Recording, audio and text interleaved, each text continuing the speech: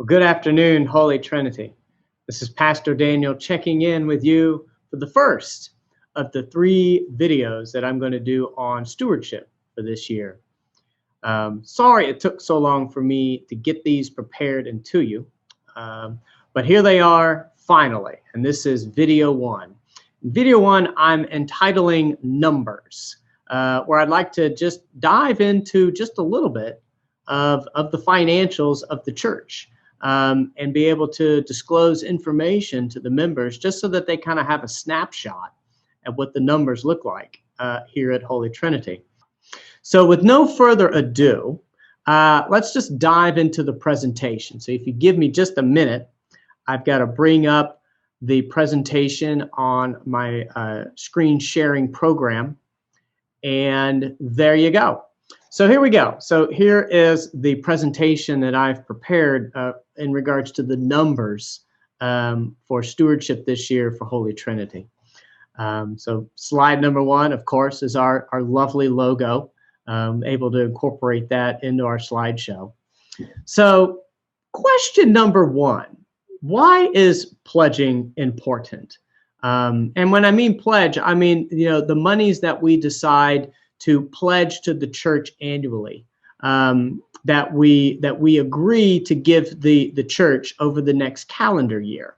Very different than just writing a check to the church or placing cash offerings in the offering plate. A pledge is a commitment. A pledge lets the church know that you're going to commit a certain dollar amount over the next year. Now, for many that have been in the church for a long time, I know this is kind of old news, but I did wanted to start with some basics about giving to the church, because we always have new people coming into the church, and we always have people that might have some misconceptions about what church finances look like, and it's a good time also to kind of start from scratch. So some of this initial information may be old to some, but it also may be very valuable to others. So I thought it was pertinent to start with, what is a pledge? And a pledge is a commitment. Every year we go through our stewardship campaign and we ask people to pledge for the next calendar year. So in our case, 2021, if you would like to commit to giving the church a certain dollar amount over the calendar year. So that's a pledge. Why do we pledge? Why is pledging important? And more specifically, as you can see in the slide, why is pledging important for church growth? I bring up church growth because I know that is the desire of the leadership of this church. As I was hired as the rector, one of the things that kept coming up was, how are we going to grow our church? How can we get the numbers and the attendees up? How can we offer more programming? How can we make a bigger impact in the community around us? i.e., how can we grow our church? And my question here is, why is pledging important for church growth? Well, pledging equals plan.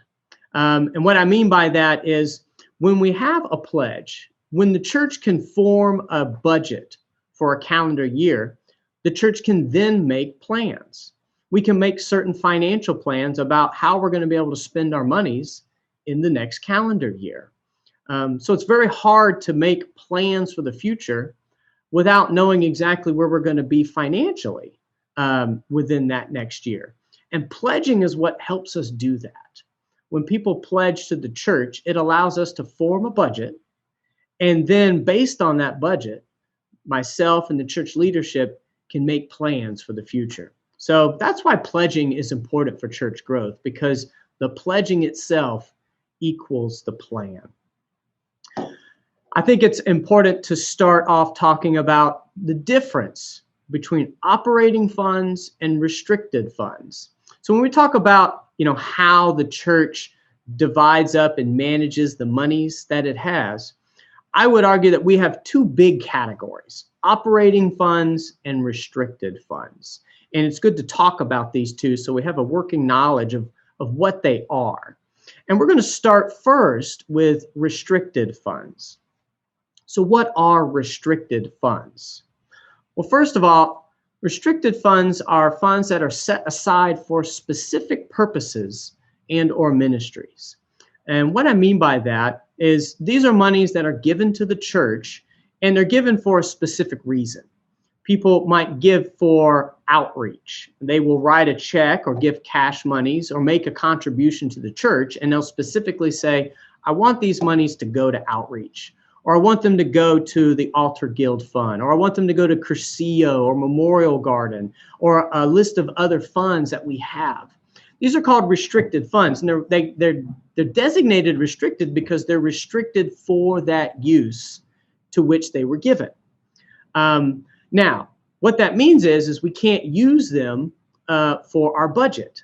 These are set aside for the specific purposes that they've been outlined. Now, the benefit to restricted funds is they can add up over time. Every single year when the budget renews, restricted funds continue on. And on a year-to-year basis, those funds can increase in time. But we have one more kind of restricted fund that I'd like to discuss. We now have a fund called Capital Reserve. Now, Capital Reserve, in essence, is the monies that were left over from the sale of the property. So last year, before I came on board here, when the church sold the property that is to the south of where we sit, where now the new West Florida Eye Clinic sits, the property was sold. The proceeds from that sale were used to pay off the mortgage and do some repairs to the church and things like that. But the remainder was set aside now for what's called Capital Reserve. And the leadership at the church, the vestry, the finance committee, and myself, we have decided to designate those monies within the Capital Reserve for specific purposes. One would be capital improvement projects. So that would be if we're going to do a major improvement on site. Let's say like our audio-visual project. If we need additional funds to do that project, we can use portions of our Capital Reserve to do that. If we want to add something to our property, if something has a long needed repair that needs to happen, if we want to renovate anything, that would be a capital improvement where we could dive into these funds to help pay for those particular projects. But in addition to that, we also are going to use Capital Reserve as an emergency fund. This would be our funding source if we were to have, let's say, a very expensive AC unit breakdown in the church, and it was an emergency, and we had to get it repaired, and it was a very costly repair. We can use our Capital Reserve funds to pay for something like that. And so I just wanted to let everyone know that that's where the proceeds of the property sale went. We can't use those for our ongoing annual budgeting process, that they have been set aside as for capital improvement projects and as an emergency fund for the church. So those are our restricted funds. Now I'd like to transition to the operating funds. Now, the operating funds are what pay for the day-to-day operations of the church. What do these things include? Well, these are the employee salaries and benefits. This is our primary cost in the operating funds. This would be my compensation and benefits. This would be our church administrator, our church facilities manager, the director and the assistant director of the Thrift Store. These are all employees of the church. We also pay for our nursery workers out of employee salaries and benefits. So that's what I'm talking about in regards to operating funds with employee salaries and benefits. Those are the people that work for the church as an employee. In addition, you get the building and operations, the actual costs of keeping the building open, our electric bill, water bill, internet bill, all of the other services that we have to pay for, lawn care, AC service, cleanings, things like that. Those are all in building and operations, all the repairs, the kind of normal repairs, changing light bulbs, cleaning the facilities, all of our cleaning materials and solutions and things like that. That all comes out of building and operations. Anything that is a building and also on our campus, outdoor, landscaping and stuff like that, that all falls under building and operations. Those are weekly, monthly, and annual expenses that we incur for simply operating a property. We have our administrative costs. These are the office costs, everything from stamps and paper and copy costs and software and things like that. It's what keeps our office running. All the paper that we use for our Sunday morning bulletins, that would be an example of administrative cost, and the mailings that we do and things like that. Programming. So these are the things that we do in the church, like our formation, Christian education, and things like that. When the groups need to buy materials for those programs, that comes out of programming. Our fellowship, the breakfast, unfortunately, we can't have them now. But back when we were having our breakfasts, there are some costs associated with that. Our worship, everything that we do in regards to worship on Sunday mornings when we need additional musical resources, when we need to buy things, that all comes out of programming. Let's say we had a youth program and the youth needed materials or items to meet for youth group and stuff like that, or say we had a children's Sunday school and we needed materials. That would all come out of programming in regards to our operating funds. And finally, everyone's favorite component of our operating fund is the diocesan apportionment. Now, you may not know exactly what that is. Another way to put it would be our diocesan tithe, and another way to put it would be our diocesan tax. As a parish in the Diocese of Southwest Florida, we are obligated to pay our diocese 10% of what our operating budget is. It is our monies that we send to the diocese to be a parish in the Diocese of Southwest Florida. And it's 10%. It's 10% of whatever our budget is. And we have to send that to the diocese. So it is another component of our operating funds. All of this constitutes our annual budget. When we talk about our annual budget, this is what we're talking about here. The employee salaries and benefits, our building and operation costs, administrative costs, programming costs, and our diocesan apportionment. They all make up our annual budget. Now, how do we pay for this? You know, as I said, the restricted funds earlier, those are specific monies that are given for a specific reason. But how do we fund our operating funds and our annual budget? Well, this is primarily funded through pledging. Which brings me back to the original point. Why do we pledge? You know, pledging is what allows us to form our operating budget, our annual budget. And most of this is paid for through pledging. Well, now I have some graphs. We all like our graphs with nice colors and pie charts that help us visually see what I'm talking about. Now, the graph to the left is called revenue budget. So this is the revenues, this is our budgeted revenues that we expect to come in 2020. These are actual numbers from our 2020 budget. So this is how we get, this makes up the monies coming into the church for the purpose of our budget. And if you look at the color codes, 50%, which is the blue, is from pledging. Now, if we kind of go around the wheel, you're starting at the blue 50% pledge. Then you've got the kind of aqua looking color is non-pledge gifts as 7%. What's non-pledge? Well, pledging, well, let's make a distinction between pledge and non-pledge. You know, pledging is the commitments. When folks sign a pledge card and they commit to a certain amount of dollars for that year.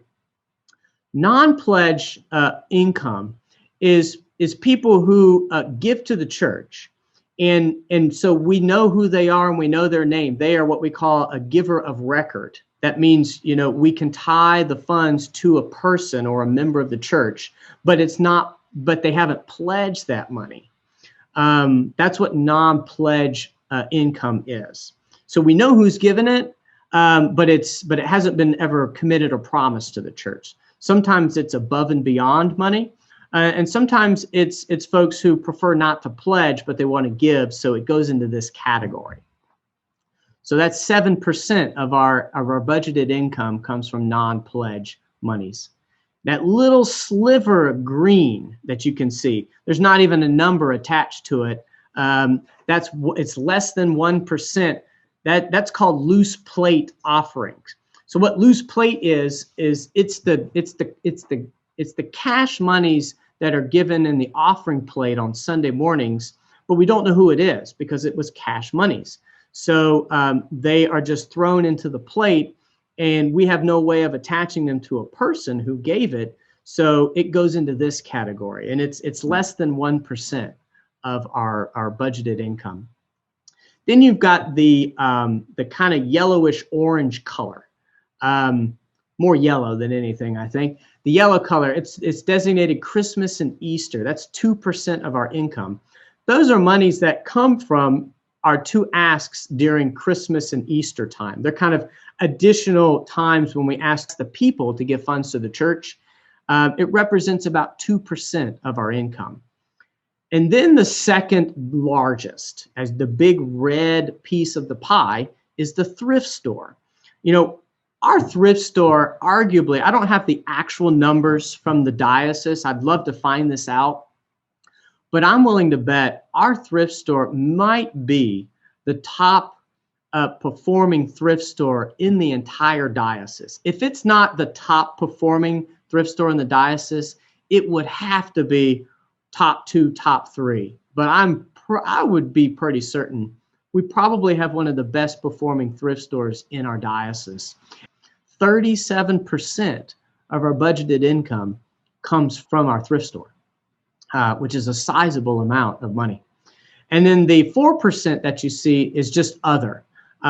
Sometimes we budget other monies that come in an annual basis. Like this particular year, an other would be some of the PPP loan money that we got because of the government assisted loan money for the shutdown. That would fall into the other category. Or let's say someone makes a significant contribution to the church, but wants it outside of pledging and non-pledging. We can designate as an other gift. And 4% of our monies come from other. So that's a snapshot of the money that comes into the church. Whereas you can see 50% is pledge and 37% is thrift store. So that's really what carries this church financially in regards to the annual budget. If you look at the very bottom of the page, you see total annual budget is $360,749. That is the money that comes in from that pie chart that we just went over. That would be the total amount that we receive. On the right side of your screen, you see the expenses, the budgeted expenses, and those categories that I just talked about. 55% of our budget goes to salaries and benefits, and that's always the case. Whether you're a church or a nonprofit or a business, you will spend a majority of your monies and your expenses go to salaries and benefits. It's the people costs to be able to have employees. That's always your largest chunk. But then our number 2 chunk is the buildings and grounds, the buildings and operations. That's 28% of the expenses. 10%, the red piece of the pie there under expenses, that's the diocese. The diocese gets visually, now you see the size of that chunk that the diocese gets to take as us being a parish in this diocese. And then about 4% is administrative and 4% is programming. And those are where those funds go.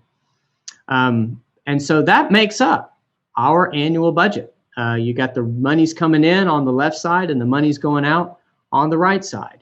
There's one caveat to this. I know some people are probably thinking, well, where's outreach? Where are the monies that we give away to charity? That's a good question. If you know anything about how the thrift store was set up, our thrift store every month, 10% of their revenues goes to outreach, and it goes into a restricted fund. And those funds go into that, and then that is what is used to give to entities around us. So when we say we give this number of $1,000 to this group and several $100s to this group and things like that, that's actually coming out of the thrift store proceeds before these graphs that you see in front of you, because this is annual budget. So that's where the outreach funds come from. They come from the sale proceeds from the thrift store. So I just wanted to let everybody know that we're currently what they say in the black, which means, and that's a good thing. In finance terms, if you're in the red, you're in the negative. If you're in the black, you're in the positive. And in regards to 2020, where we stand right now, we're in the black. We have more monies coming in than we do expenditures. And there's a couple of reasons for that. Number one, that PPP loan that I talked about, the government funds to help small businesses and nonprofits through the COVID crisis. We got that and received those funds. And so that was a major boost to our income. We also had one particular extraordinary gift from a member of the church that also helped us out through the COVID crisis. But also the thrift store has been doing amazing. Ever since the thrift store reopened, the thrift store revenues have been absolutely incredible.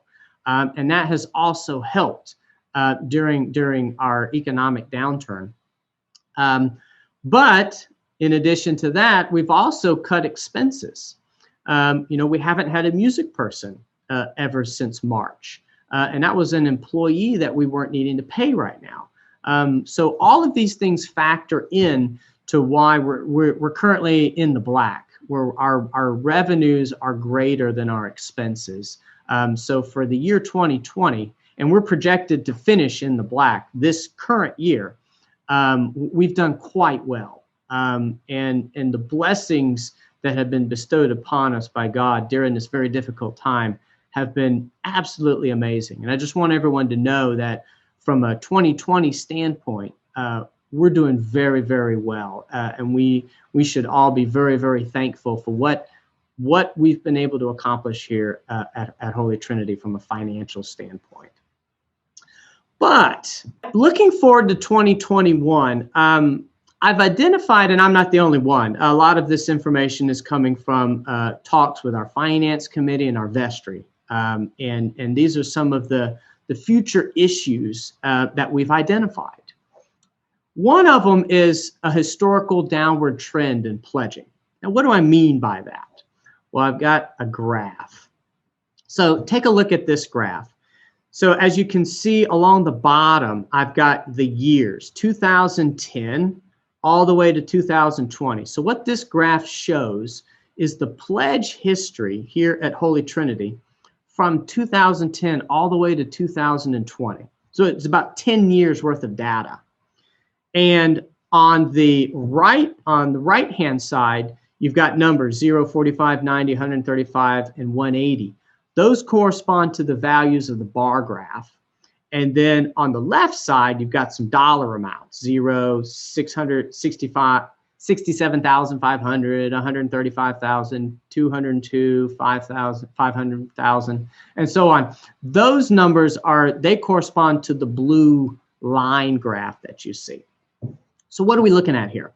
If you look at the green bar graphs, you look at the legend, it says worship attendance. What this shows us the average attendance for Sunday mornings going back all the way to 2010. So as you can see, if you just look along all the green graphs, the bar graphs, starting at 2010, it went down a little bit till 2012. It went back up in 2013. And then there was a downward trend to 14, 15, and 16. 17 kind of leveled off, and then 2018, 19, it began to drop again. By the way, the reason why there's no value for 2020 is because this year's not done, but 2020 is going to be an anomaly anyway because of COVID and the shutdown and mostly people joining live stream and things like that. 2020 value is going to be extremely low. But this graph can show you that we've had a slight downward trend in attendance over the last 10 years. Attendance is important because attendance affects membership, and membership affects the total number of pledges that we receive. And that's what the orange bar shows you. The orange bars show you the number of pledges. So it's not a dollar amount. We haven't gotten that far yet. These are the number of pledges that we receive. You go back to 2010, and you can see from 2010, it dropped from 10 to 11 to 12, and then it started going up again. 2013, 14, 15, there was a slow increase where the number of pledges started going back up. But then there was a pretty steep decline from 2015 to 2016, and then we've kind of hovered around the mid 70s. The 70 pledges is what it is. That's what the bars represent. Kind of hovered around there until about 2019, 2020, and it took a dip. We're now in the low 70s. I think this past year specifically, in 2020, we had 70 pledges to the church. But you can see that the number of pledges has kind of bounced around a little bit, but we definitely have entered a time where we're kind of in a downward slope. And then let's go look at the blue line graph. The blue line graph shows us the total dollar amounts pledged per year. And as you can see, 2010 to 2011, it went up, but then it took a big dip, 2012, 2013. Then it took a big hike. 2014 was a peak for many years. But from 2014 all the way to 2020, you can clearly see a downward trend. There was a little bump up in 2018, but from 2018, 2019 to this year, there is a definite downward trend in the total dollar amounts that were pledged to the church.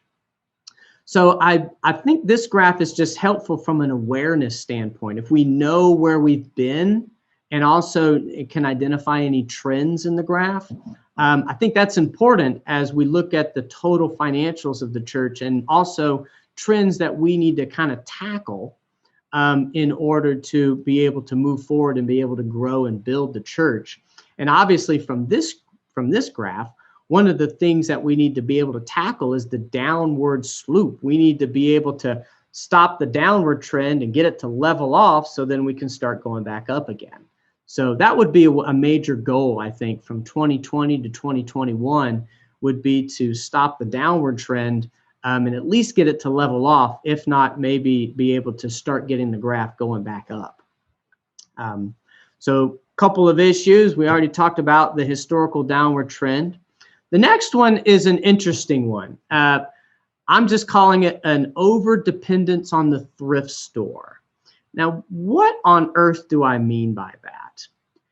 Well, in conversation with the vestry, in conversation with the finance committee, and in conversation with the diocese, one of the things that has popped up is Holy Trinity might be relying too much on the thrift store incomes and not enough from its members of the church. Now, that's probably, as you know, people can say the blessing and the curse. A lot of times your greatest blessing is also can be your greatest curse. By having the thrift store that we have that generates the amazing revenues that it does, it also seems like it might have created a dependency upon it. And the diocese is a little concerned about this. Had a conversation with the diocese, and I was asking them, on average, what kind of percentages would other churches of our size and shape, where do they stand if they don't have a thrift store? Where do they stand in the percentages of pledge and non-pledge and things of that sort? And I bring up this is the other graph of revenues that I showed earlier. Where we have 50% in pledging, 7% non-pledge. These are the same exact numbers that I talked about earlier. And the total annual budget of $360,749. That's all the same from earlier. When I went over these numbers with the diocese, they were a little concerned, only because they said that other churches our size and shape, they have to put forth 80 to 85% of their revenues have to come from pledge, non-pledge, loose plate, and things like Christmas and Easter. Those have to equal 80. And in our case, they equal about, let's see, 57, 58, 59, 60, maybe 61%. So we're a bit off there, meaning that we rely on our thrift store heavily with the budget that we have. So I did some finagling with the numbers, and I generated a new graph using all of our current numbers that we have in our budget. But I started decreasing our thrift store incomes until we got in line with what would be diocesan norms for our revenues. And this is what I came up with. So in order for us to get to that 80% coming from the church, this is what the new numbers would look like. So that would be 66% from pledge, 10% from non-pledge, 1% from plate, and 3% from Christmas and Easter. If you add those together, you get the 80%. But look what it did to the thrift store. We had to decrease our thrift store revenues down 16% just to get our other percentages in line with what other churches our size and shape, what they have to do because they don't have thrift stores. And here's what I learned. In order to make this work, I had to decrease our annual budget down to $270,343. That was what got us in line with what would be diocesan norms for other churches our size. And now you see the difference between where we are versus where we kind of should be. The delta or the difference there is 90,406. The way you can interpret this, I think, a couple ways.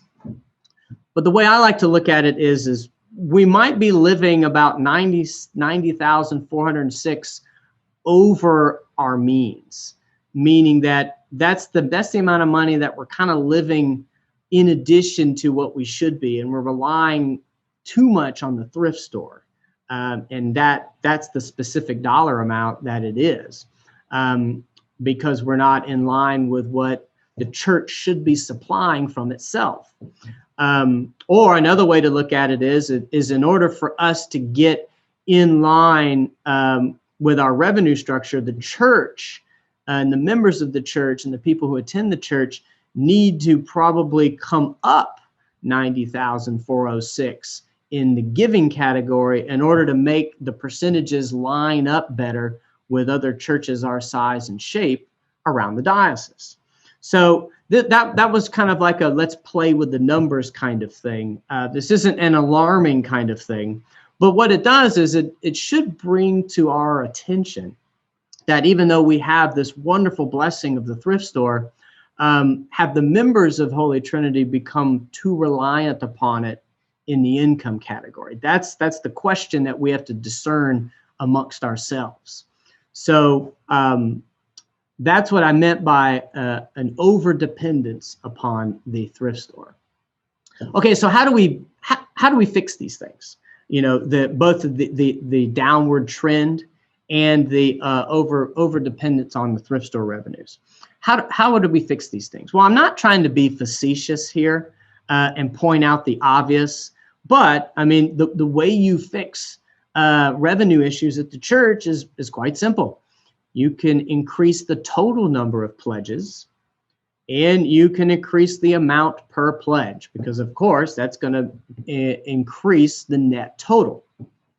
Now, increasing the number of pledges is a function of two things. Number one, as we gain new people into the church, of course, hopefully the new members of the church, as we're growing, will pledge, and so the total number of pledges will hopefully go up. But it also means asking those who currently don't pledge to see if they would consider pledging, to consider making that commitment to the church so that the church can appropriately plan for the future. So there's two ways to really grow the number of pledges. The other one is increasing the amount per pledge. To be able to, let's say I give $100 a month to the church, which is $1,200 annually. Do I have the room in my own finances to maybe bump it up to $150 a month and increase the amount that I currently pledge to the church? And so on. You can see how that would also have a domino effect in the net gains for the church to increase the revenues. So that's essentially how we fix it. Now, I'm not trying to be condescending. I think that's kind of obvious, but it's also for everyone to be aware that that's really the ultimate goal, to increase the total number of pledges and to increase the amount per pledge for those who are already giving. All right. I thought it'd be helpful, though, to go over the 2020 pledge distribution. This is where we currently are. These are our actual numbers from the pledges for 2020. What you're seeing in this graph is it's a bar graph that is horizontal, and across the left side you see dollar amounts. So they've been broken down into categories, and each category is assigned a dollar amount, and these are the dollar amounts that people give per month. So at the top, it's 800 plus, and then it goes down from there in specific categories all the way to $50 or less. The bar graph represents the number of pledges. So it's either a person or a family or something like that, but the actual pledge, or what we call a pledging unit, that's the number of pledging units that give in each category. So if we were to go down the graph, you've got 4 people in our church pledge 800 or more per month. Then you've got 4 people that pledge somewhere between 500 and 670 a month. We've got 6 people that pledge between 260 and 350, 7 people between 220 and 250, 10 people, this is one of the largest groups, give between $150 and $200 a month. 9 are between 100 and 130. 6 are 85 to 90. 9 are 85 to 75 a month. And then our largest category, 14, which is $50 or less per month. So this is the current pledge distribution. I think this graph is helpful. It can show us a couple of things. You know, when we were talking about our line in regards to, you know, could someone increase a pledge? Could someone jump up? If I'm in the 85 to 90 range, could I increase a pledge and jump up to the next bar, which is 100 to 130? Do I have the ability to do that? That's a conversation for you to have with you and your family, and as you make your commitment. But to see where our pledging comes from. Now, if you were to add it all up, we get about 70 units. We have 70 people that pledge the church. Average Sunday attendance before COVID was about 130 to 140. Now, that's not what we call a tit for tat, because we know, families and couples and everything attend church. You're always going to have way more people attending church than pledge. But we also may have some new people that have joined the church, and we may have some folks that have never really pledged to Holy Trinity. They would fulfill that category of just increasing the number of pledges. Can we get this total number up from 70? And can we get the average number per pledge up? This is COVID year. It's been a tough time financially for many friends and family within our church. Everyone's financial picture is in flux. It's in change. The stock market is up and down. As you're discerning these things, you've got to take everything into consideration. Of course, I'm here to campaign, if you will, for people to increase their pledging, or we increase the numbers of people pledging. But the reality is that may not be, we may not be able to do that this year. I just want everyone to know that we are very, very aware of that here at the church. We understand that this is simply just putting the information out there for everyone, so people would have the information as they're making these very important decisions. So here we are again. I have an interesting little thing to show you, though. Sometimes it's fun to show how compounding math can make a big difference. So I've got something called the 25 and the 25. And you could think of it as a challenge. And again, please hear me. I know this is not a realistic thing to pull off in 1 year. It would be great if we could, but especially this year, this first year in COVID and everything that's gone on, this may not be realistic, but it's fun to see the difference sometimes a little bit can make in a big way if you compound it by a team effort, the number of people giving. I call it 25 and 25. What would it look like if 25 of those 70 pledges were to be able to increase $50 a month? So wherever you were on that category, if you went up $50, we just had 25 people that could go up $50. And that also includes new pledges, by the way. Doesn't necessarily have to be an existing pledge going up. We could have a brand new pledge starting at 50. That would count. Or you have 25 pledges that can go up $100 a month, we had 25 pledges go up 50 and 25 pledges go up 100. And again, that can include a brand new person who is new to the church, that's never pledged before. If we were to do this, you have any idea what it would do in an annual impact to the church? It would add $45,000 annually to our revenues.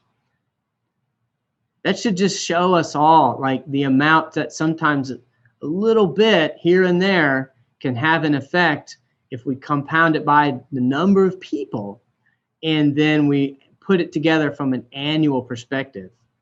25 pledges go up $50 and another 25 were to go up 100. It's $45,000 a year annually that we could improve. That's a salary, a staff position and a half.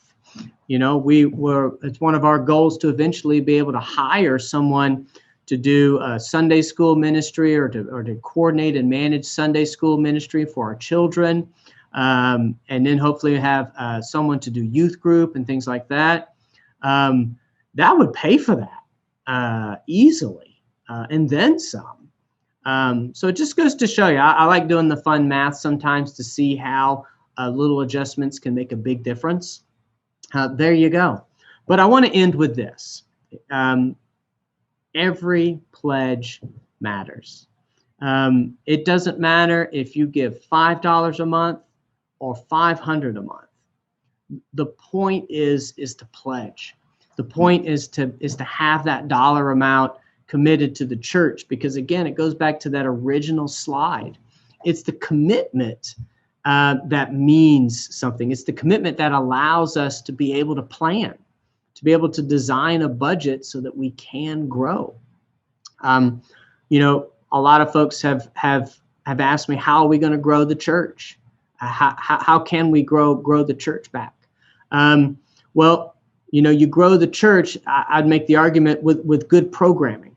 You know, when new folks come to the church, we need to have ways to get them plugged in, for them to stick around, whether it's programming for adults and young adults, whether it's Sunday school classes for the children or a youth program and things like that.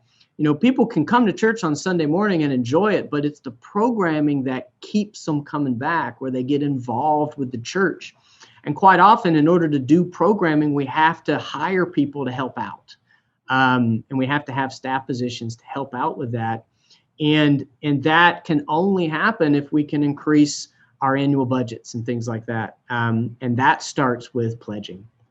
So that's why every pledge matters, regardless of the size. It all matters. It all goes together into the same pot. It all allows our church leadership to make plans for the future. So I'm going to turn off the screen share here and bring it back to me. So so thank you for tuning in and watching the video. I know it's a lengthy video. We had a lot of slides and things to go over. I hope you were informed and got some answers to your questions. Just know that if you have more questions, feel free to call or email me. I'd be glad to go over any of this information with any of you who have questions. But like I said, I think several Sundays ago, watch the videos, all three of them in their entirety before you prayerfully discern your stewardship for 2021. And then we're going to gather all of those cards on November 29th, which is the first Sunday of Advent. They'll be part of our liturgy. They'll come forward. We will pray for them. We will bless them and offer them back to God so that God will be able to will bless this church, hopefully prayerfully bless this church moving forward into 2021. So this is the conclusion of this video. I hope you enjoyed it. But as I am fond of saying at the end of all of the video updates, just know that my thoughts and prayers are with each and every one of you. And until that time when we can see each other again, may God's blessings be upon us all always. Bye-bye now.